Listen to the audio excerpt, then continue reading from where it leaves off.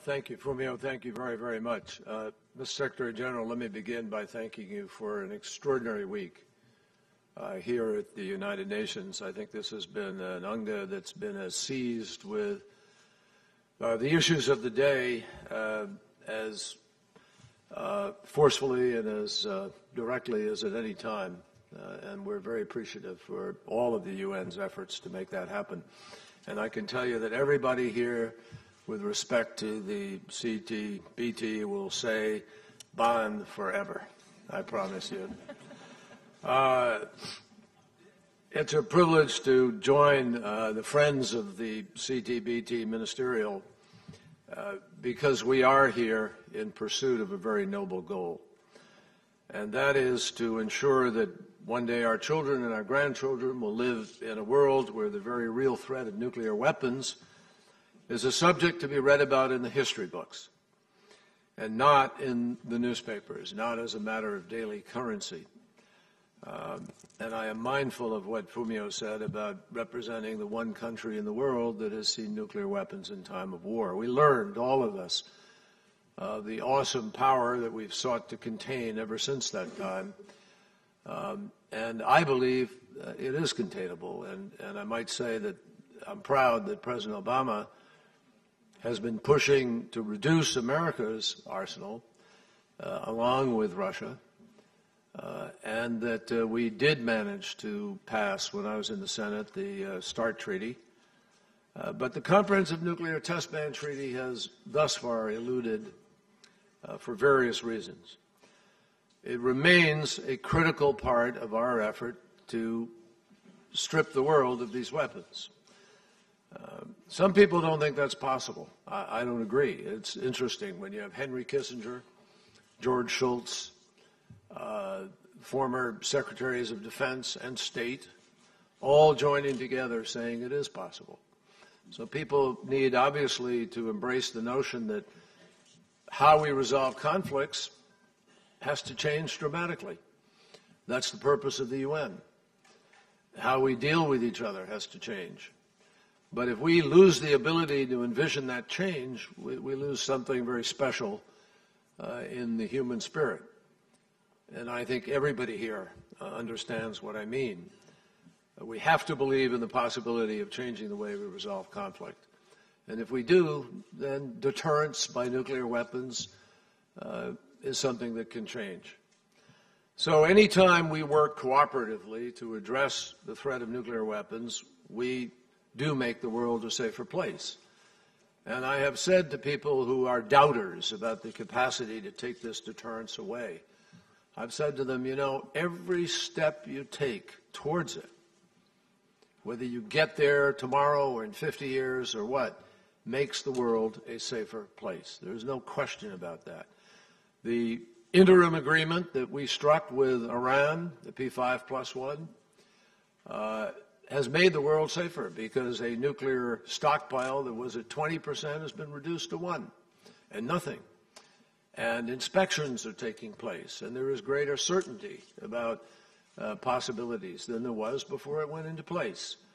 And it remains our fervent hope that Iran and the P5+1 can, in the next weeks, come to an agreement that would benefit the world. And it would deal ultimately with the issues that are contained in the Comprehensive Test Ban Treaty.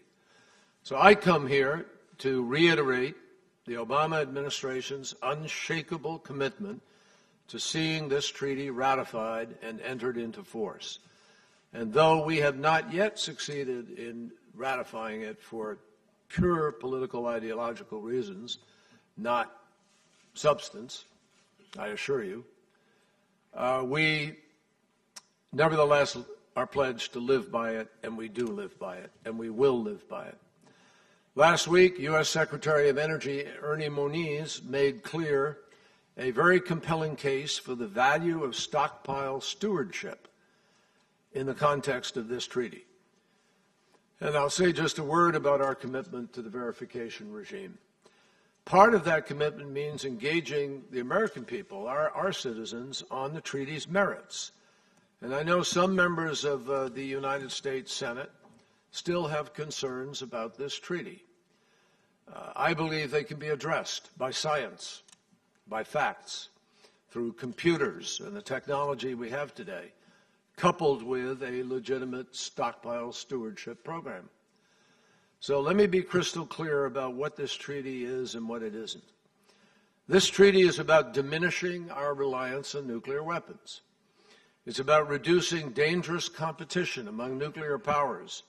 It's about responsible disarmament, and ultimately it's about advancing international peace and security by building a different structure on which we can all rely.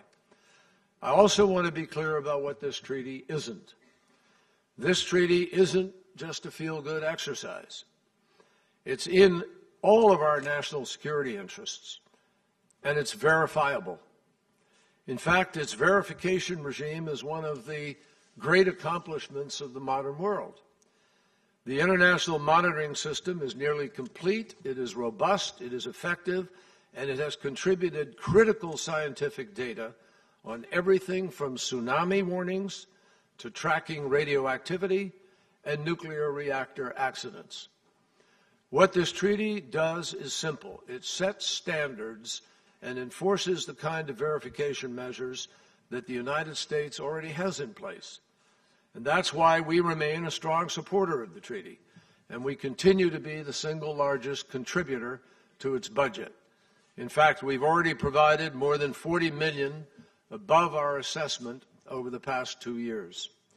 As the United States Senate considers ratification, it will require assurances not only that an effective operational and sustainable verification regime is in place, but that other nations are committed to sustaining it.